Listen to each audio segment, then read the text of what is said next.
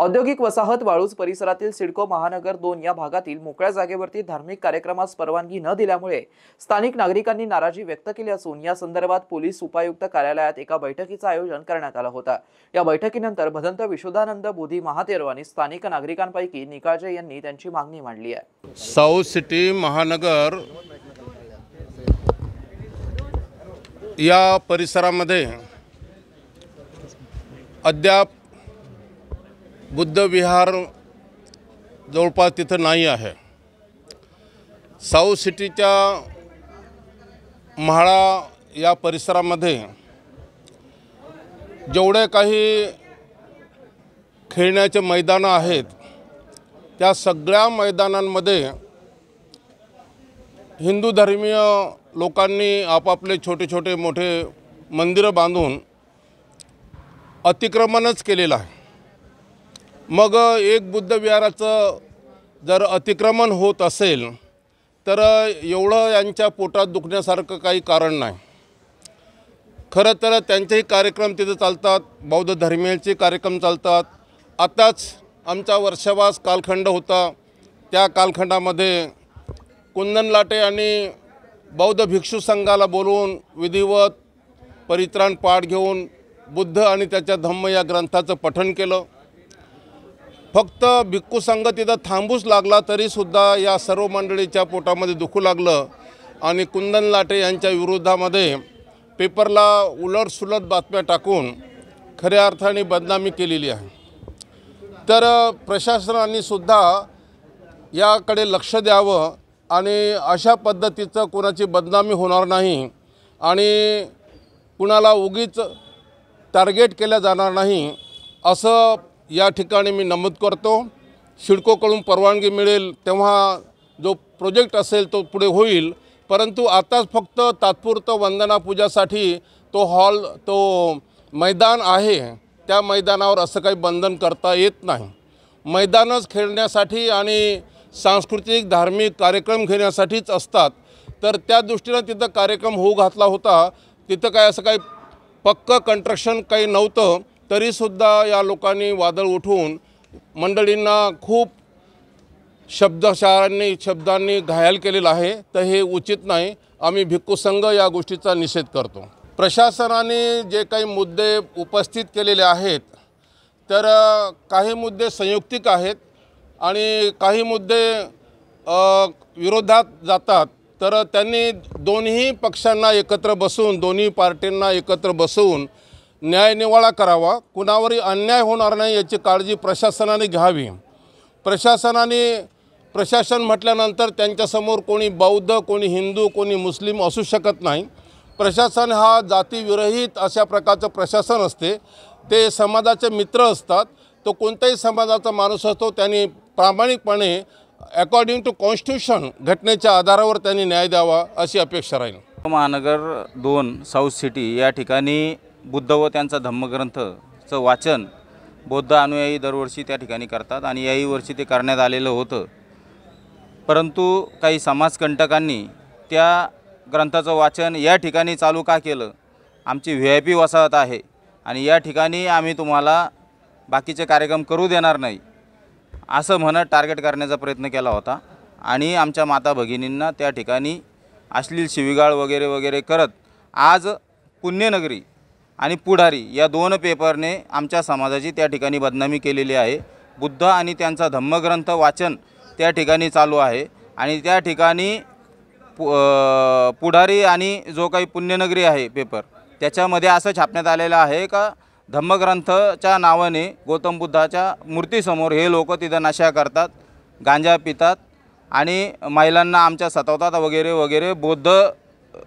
बौद्ध विहार हे धम्माचं केंद्र आहे, त्या ठिकाणी धम्म शिकवला जातो, त्या ठिकाणी नागरिकांना नियम शिकवले जातात, त्या ठिकाणी असला कसल्याही प्रकारचा या ठिकाणी कृत्य करण्यात येत नाही। हे कृत्य जे बोलतील ते लोक करत असतील। आम्ही या दोन्ही वृत्तपत्राचा या ठिकाणी निषेध करतो। तो लढा या नागरिकांकडून चालूच राहणार आहे, कारण की तो धम्माचा लढा आहे आणि इतर ठिकाणीही त्या नागरिकांचे 32 ठिकाणी अतिक्रमण आहेत। प्रशासन जर यांना सांगताय तुम्ही काढून घ्या तर त्यांनी त्यांचे काढून घ्यावे।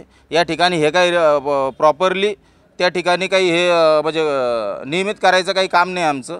धम्म ग्रंथ ज्या दिवशी संपेल त्या दिवशी हे स्वतःहून काढून घेतील. परंतु त्यांनी जे अनधिकृत अतिक्रमण केलेले आहेत आणि बहुसंख्याक ते लोक त्या ठिकाणी आहेत, महिलांना धमकावत आहेत, खैलरांजी करू, अमुक करू, धिंड काढू, तर हे चुकीचं आहे.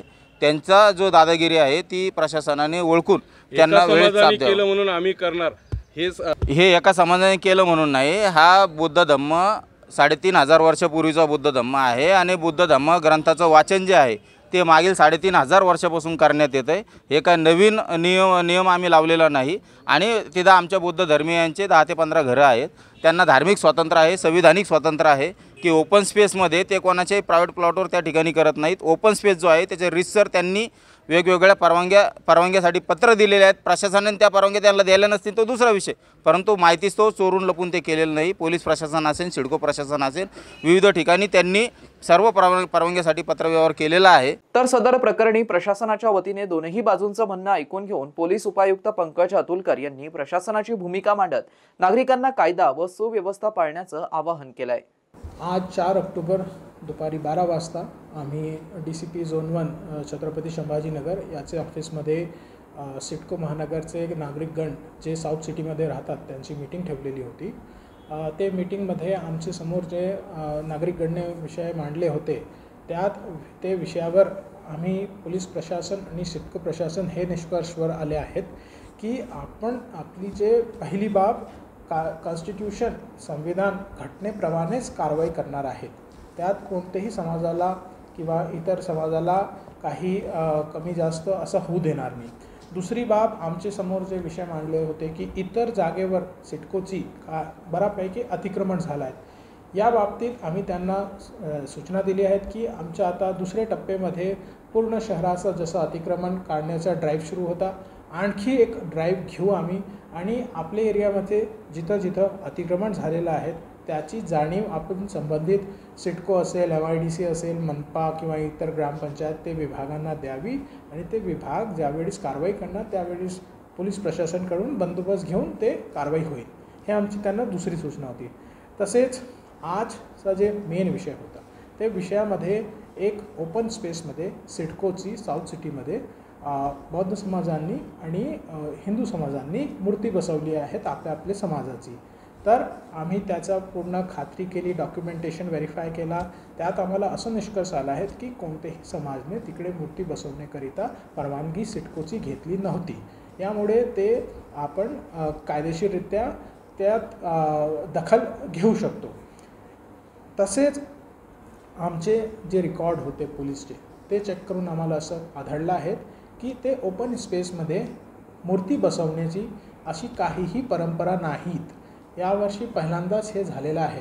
यामुळे आणखी जे परवानगी न घेता आणि नवीन परंपरा सुरू करण्याचा जे प्रयत्न होता त्यांना आम्ही आळा बसवण्यासाठी सगळ्यांना विनंती केली आहे की सगळे लोक साऊथ सिटीचे सगळे समाजचे आपण आपली जे बसवलेली मूर्ती आहे ते स्वतःहून काढून घ्यावे आणि ते स्वतःहून काढल्यावर काहीही तिकडे विषय राहणार नाही आणि सगळे समाज यात आम्हाला त्यांनी जे आम्ही मीटिंगमध्ये बोलले आहेत त्यात ते पण रेडी झाले आहेत की जर सगळे समाज एकत्रपणे आपापली कारवाई करायला रेडी आहात तर त्यांना भी काही आक्षेप नाहीत. आम्ही GCP झोन 1 छत्रपती संभाजीनगर सगळ्या नागरिकांना आवाहन करतो, विनंती करतो की आपण कोणताही कायदा व सुव्यवस्थेचा प्रश्न निर्माण करू नये. आम्ही पोलीस खाता यात हँडल करायला पूर्णपणे सुसज्ज आहेत. तर सगळे लोक आपण आपल्या स्तरावर कारवाई करून हे विषयाला आपल्या स्तरावर जर समजून घेतला, पोलिसांना मदत केली तर आम्ही तुमचे खूप खूप आभारी राहणार आहोत. जय हिंद, जय महाराष्ट्र. मित्रांनो, ही बातमी तुम्हाला कशी वाटली आमच्या कमेंट बॉक्समध्ये प्रतिक्रियेच्या स्वरूपात नोंदवायला विसरू नका. अशाच बातम्या बघण्यासाठी आणि अपडेट राहण्यासाठी आमच्या YouTube चॅनलला सबस्क्राईब करायला विसरू नका. धन्यवाद.